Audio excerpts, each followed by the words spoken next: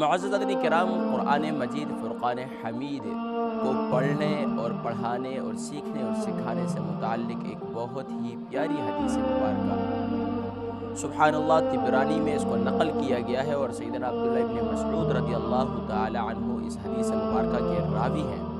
چنانچہ حدیث مبارکہ ہے عن ابن مسعود رضی اللہ تعالی عنہ قال قال رسول اللہ صلی اللہ علیہ وسلم من احب ان يحبه الله ورسوله فلينظر فإن كان يحب القرآن فهو يحبه الله ورسوله۔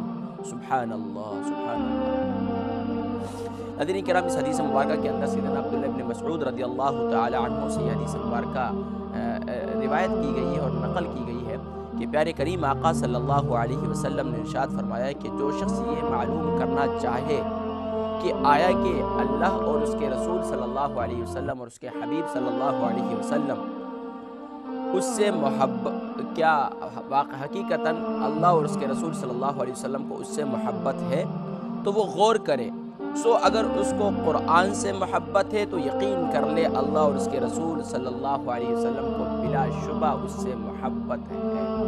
سبحان اللہ۔ حضرات کرام، یہ سبحان اللہ بہترین کسوٹی ہمیں بتائی اور بہترین معیار ہمیں بتایا کہ واقعتاً آج ہم بہت سے ایسے ایمان والے ہیں جو شبہات کے اندر مبتلا رہتے ہیں، پتہ نہیں ہمارا عمل اللہ کی بارگاہ میں مقبول ہے یا نہیں، پتہ نہیں اللہ ہم سے راضی ہے یا نہیں، اس کے محبوب صلی اللہ علیہ وسلم ہم سے راضی ہیں یا نہیں۔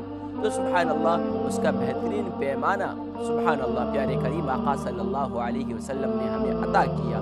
وہ پیمانہ یہ ہے کہ اگر آپ شب روز قرآن پڑھتے ہیں، قرآن سیکھتے ہیں، قرآن سکھاتے ہیں، قرآن سے اپنا ہمتن تعلق وابستہ رکھتے ہیں، تو سبحان اللہ یہ سمجھ لیجئے کہ اللہ اور اس کے رسول صلی اللہ علیہ وسلم بلا شبہ آپ سے محبت فرماتے ہیں۔ سبحان اللہ۔ تو ناظرین کرام، دور حاضر کے اندر جہاں دنیاوی ہم یہ چاہتے ہیں دنیا کے اندر ہر ایک شخص ہم سے محبت کرنے والا ہو، کہیں نفرتیں نہ ہو، اور یقیناً یہ کائنات کو وجود میں لانے والا اور کائنات جس کی وجہ سے وجود میں آئی، اگر وہی ہم سے محبت نہ کرے یا ہم اس سے محبت کا اظہار صحیح معنوں میں نہ کر سکیں، تو سبحان اللہ پھر یقین جانیے پھر دنیا میں رہنا ہی بیکار ہے۔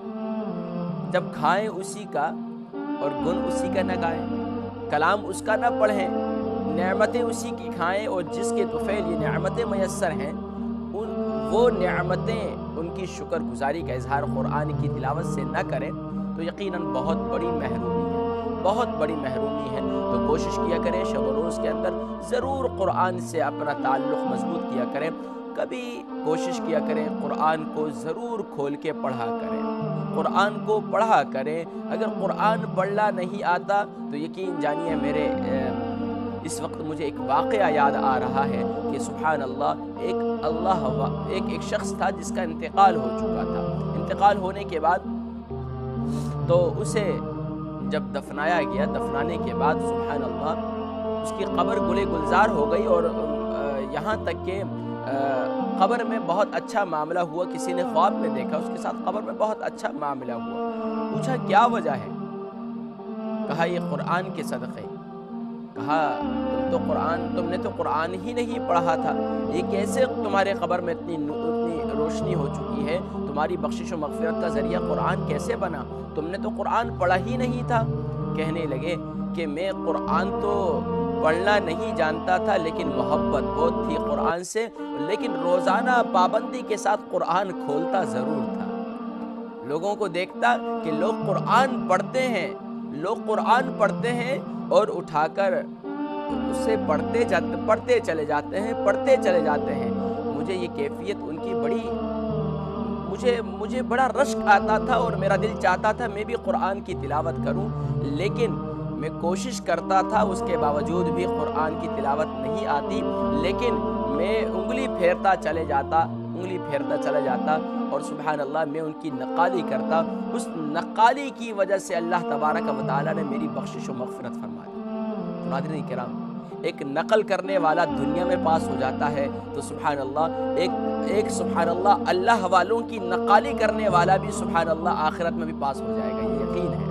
تو قرآن سے تعلق قائم کیجئے تو انشاءاللہ اللہ تبارک و تعالی آپ کو سرخروئی نصیب فرمائیں گے، اس دنیا کے اندر بھی اور اس دنیا سے جانے کے بعد بھی۔